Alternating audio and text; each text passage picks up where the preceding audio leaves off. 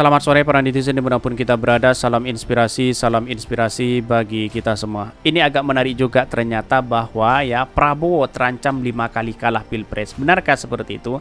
Apa yang saya bacakan ini adalah tulisan-tulisan yang menarik begitu kan ya. Bisa saja analisisnya begini. Ketika koalisi KIR ya, lalu kemudian yang menjadi wakilnya adalah Muhaimin di situ, bisa saja ya perlawanan nanti ya itu yang menjadi putaran kedua. Kalau ini 3 poros, maka Anies Baswedan dengan Pak Prabowo. Yang jelas hari ini survei-survei membuktikan bahwa ya relawan-relawan Pak Prabowo yang dulu dengan relawan Anies Sandi ya sudah banyak yang kembali kepada Anies Baswedan ya. Satu sisi kembali kepada Pak Ganjar. Tetapi di balik ini semua ada relawan Ganjar yang kemudian berbalik arah kepada Pak Prabowo dan juga kepada Anies Baswedan begitu.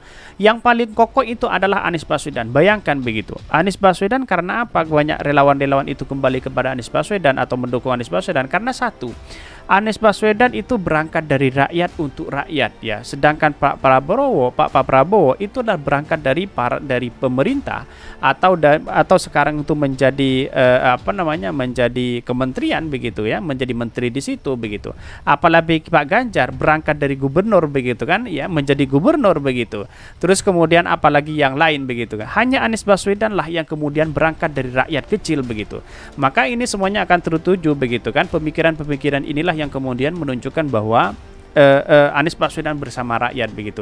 Siapa lagi dari tahun ke tahun ya sebagai kepala negara ya selalu dari pejabat-pejabat negara begitu. Tapi hari ini yaitu adalah dari Anies Baswedan. Pak Jokowi saja dari gubernur begitu, gubernur DKI. Bayangkan begitu ya.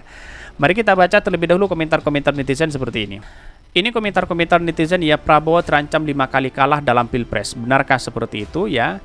Nyapres kalah melulu ya, mau maju jadi pembantunya dengan alasan juga persatuan. Ya wis, nak ngomong mending gak usah nyapres sekali ya po ini. Bayangkan begitu dengan Cak Non ini. Nyapres kalah jadi menteri karena yang penting Indonesia rukun bersatu. Jadi Indonesia 2024 nggak usah nyapres lagi ya. Ini banyak sekali pro dan kontra begitu. Kesempatan jika PS mau menjadi cawapres di 2024-2019 ya, 2029 ya. Kemungkinan besar akan berhasil jika menjadi cawapres dari Anies Baswedan ya. Anies yang menjadi capresnya, pendapat. Ya bisa saja begitu kan. Karena pada hakikatnya sekarang itu Pak Prabowo lagi cari sosok yang bisa mendampingi ya dirinya begitu. Tetapi sosok itulah yang kemudian terjebak begitu kan. Nah, kalau dia ingin ke yang lain, otomatis dia tidak punya partai, akan ditinggal oleh Muhaimin, akan gabung kepada PDIP begitu kan ya. Lalu kemudian kalau Muhaimin pindah ke PDIP, lalu Pak Prabowo dengan siapa begitu? Mau gabung ke KIB, wakilnya adalah Pak Erlangga. Ya bisa saja seperti itu begitu. Jadi terjebak di situ begitu. Bahkan ini, akankah Prabowo menjadi capres abadi? Ini harus menjadi catatan besar. 4 kali kekalahan harusnya Prabowo cukup pinter dalam bersikap. Memuji dan mensanjung adalah bentuk dan upaya kegagalan itu sendiri. Ya, tentu harus ada alasan yang kuat bagi pemilih untuk kembali memilih Prabowo Subianto ya. PS tamat ya, the power of emak-emak sudah berpaling dari doi.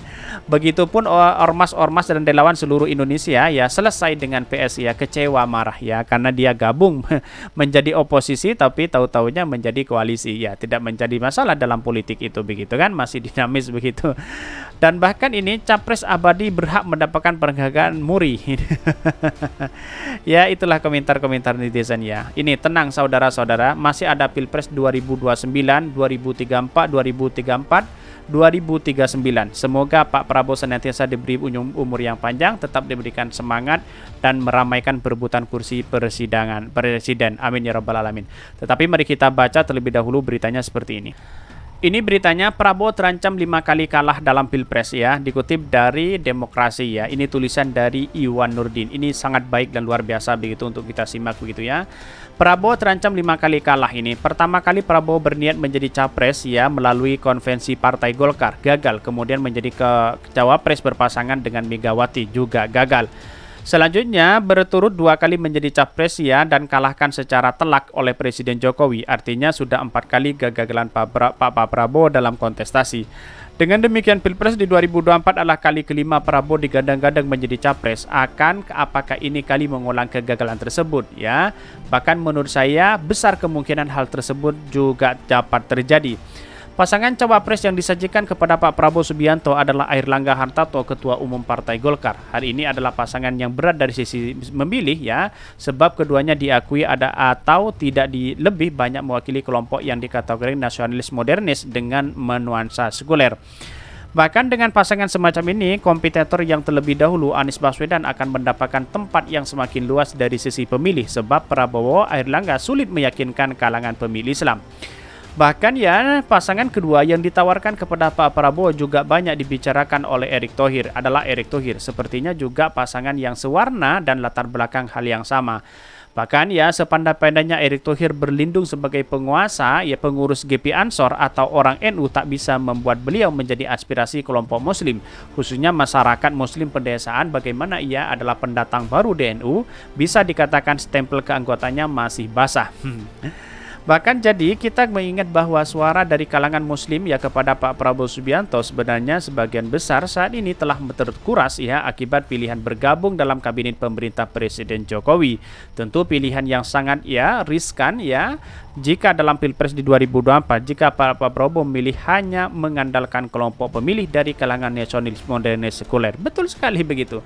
Bayangkan kalau memang ini benar-benar terjadi, langkah awal dari Pak Prabowo ya hari ini bisa dikatakan kalah juga begitu ya, karena ini terjebak begitu kan Pak Prabowo hari ini, kecuali dia bermanuver kepada partai PDIP lalu kemudian menjadi di situ. Tapi partai PDIP tidak mau, harus RI1 wakilnya ada Pak Prabowo begitu kan, kecuali masuk ke koalisi perubahan begitu kan, koalisi besar itu bisa saja bubar begitu.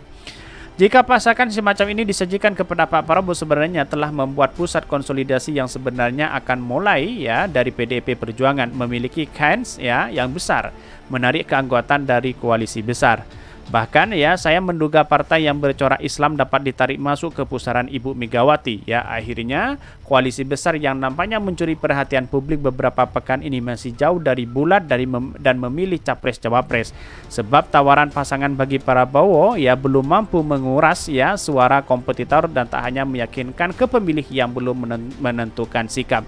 Wallahu alam ya. Tetapi dari narasi-narasi yang dibangun oleh mereka ya, oleh Iwan ini menarik sekali begitu. Bisa saja itu kalah begitu.